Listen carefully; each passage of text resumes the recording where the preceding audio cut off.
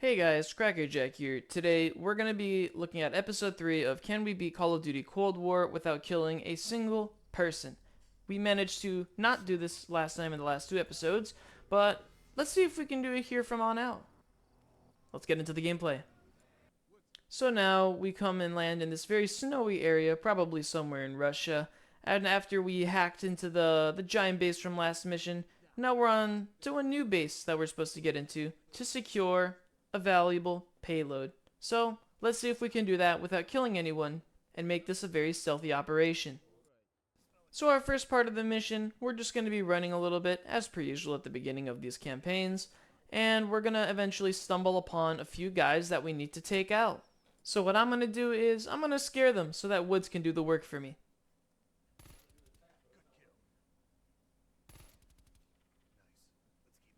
That wasn't me, that was Woods. And just a little bit more up ahead, we have a few more guys, so I'm just gonna run in their faces and say hi and let Woods deal with them, and yeah, they're already dead. Next, we're gonna take this amazing zip line where we're gonna see amazing colors of red in the beautiful mountains of Russia. Oh my gosh, these guys can't hit me. But yeah, once we get across here, we're just gonna run away and let Woods deal with them, who just magically teleports right behind us, and yeah, those guys are all dead now. In this next section, I just do as I usually do in all of these runs, and just run it past everything.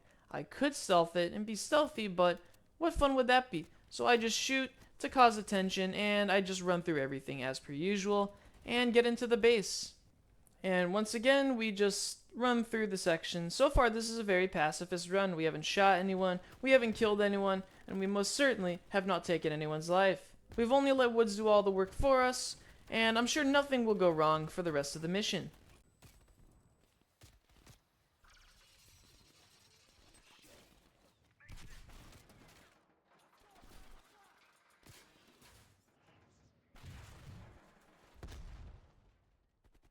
It seems our giant heart of amazing empathy has destroyed the zipline that we were riding, and unfortunately, now we have to take a detour back to Woods. Now in this section, what you're meant to do is you're meant to go around, stab a bunch of guys, get their guns. There's even a crossbow where you can set them on fire, but nah, we're not gonna do that. We're just gonna, run through it.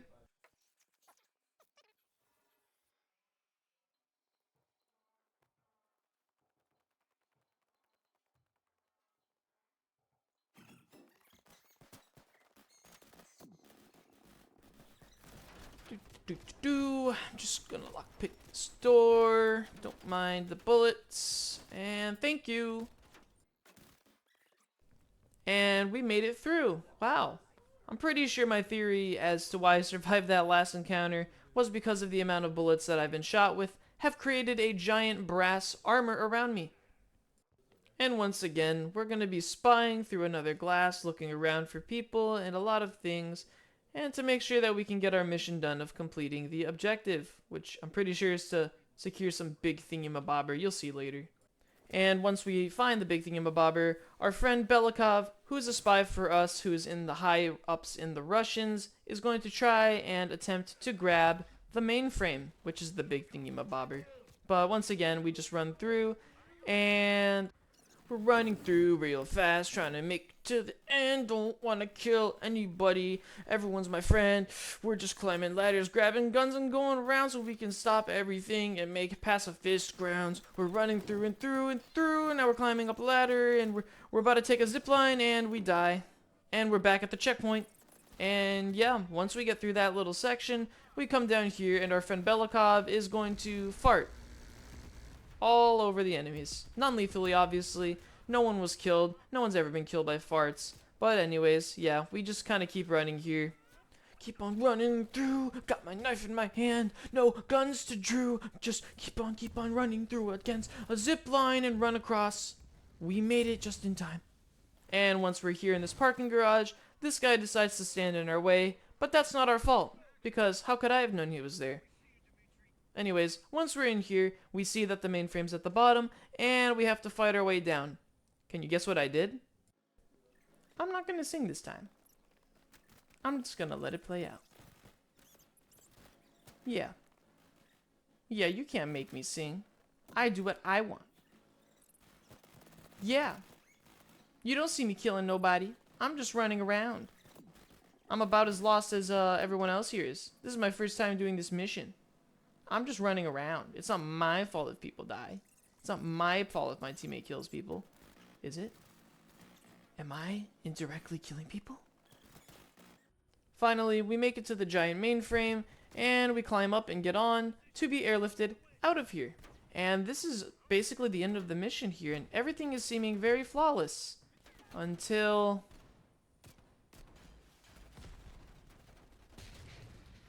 yeah, so it seems as if the game wants us to kill some of these guys so that the mainframe doesn't take too much damage.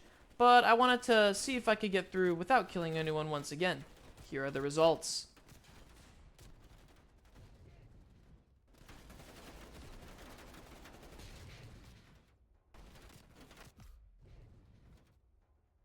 I decided here that I wanted to change my approach, and unfortunately, I decided to end somebody's life to see if that would fix the problem of the mainframe taking too much damage.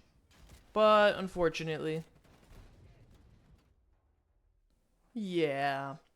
So I decided to see how many I would need to have to kill in order to get through. So I chose to just kill 5 just as a safety number.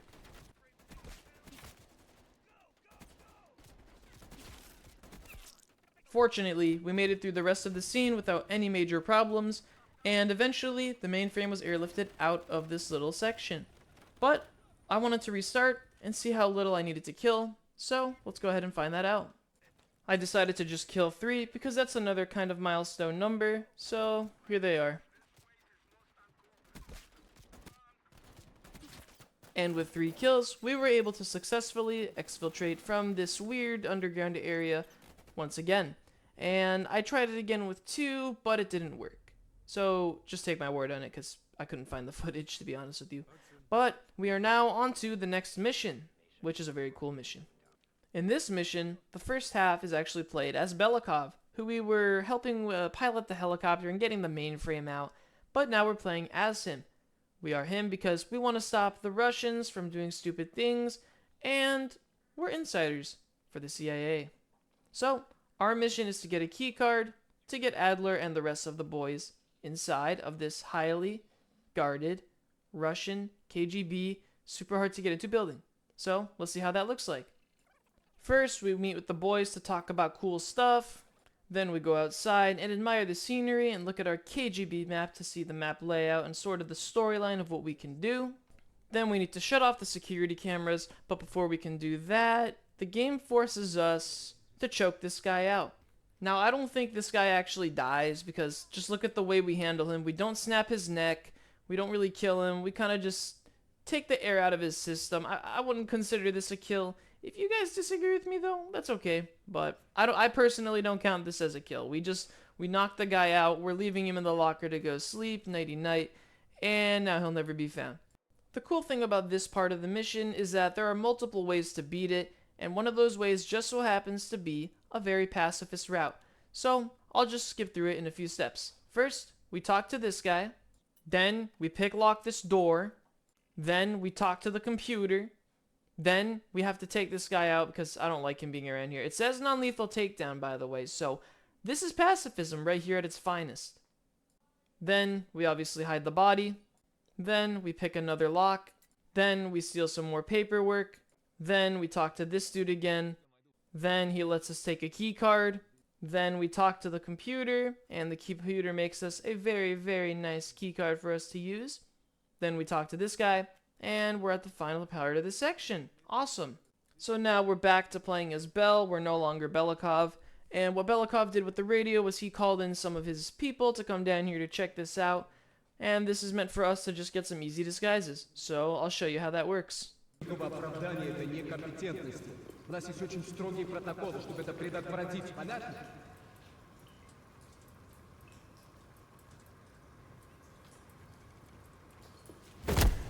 After that very awkward moment of silence, we take these guys' disguises and we infiltrate the KGB headquarters to steal some secrets. We're the CIA, remember? Most of this part of this mission right now is just us walking, so I'm just going to speed it up a little bit. Adler just kind of yaps to us. We try and get in through this metal detector. We get in through fine because our boy Belikov has got us. And then we get onto the elevator.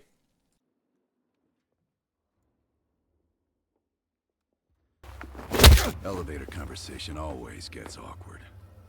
And after that awkward elevator ride, we make it to here.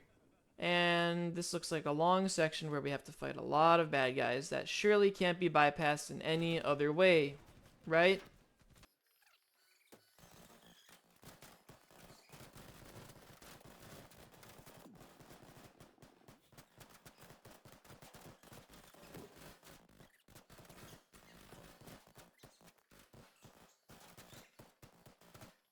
If things go south, we need to secure our exfil. Plant a gas canister in the vent.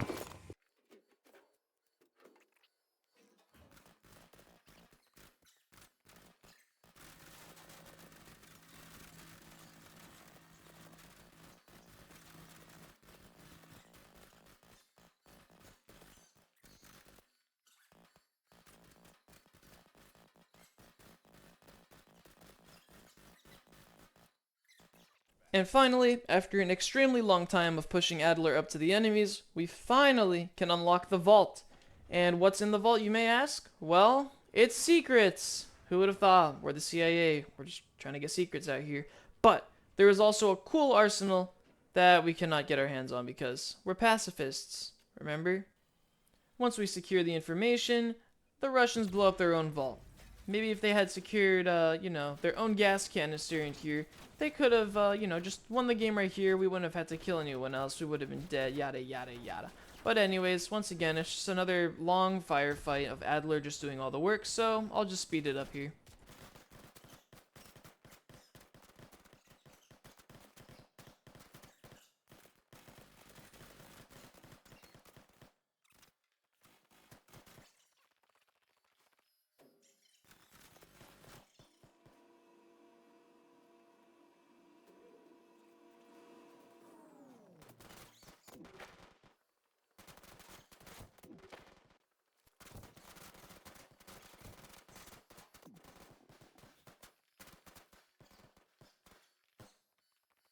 And finally, after a very long run, we are finally at the end of the mission. All we have to do is go up these stairs, and...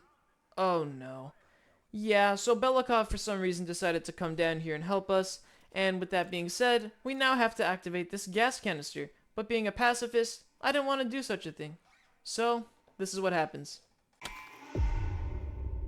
Yeah, I didn't see any other way around this, so I just decided to do what I do best, and click the button. Unfortunately, this will count as many kills.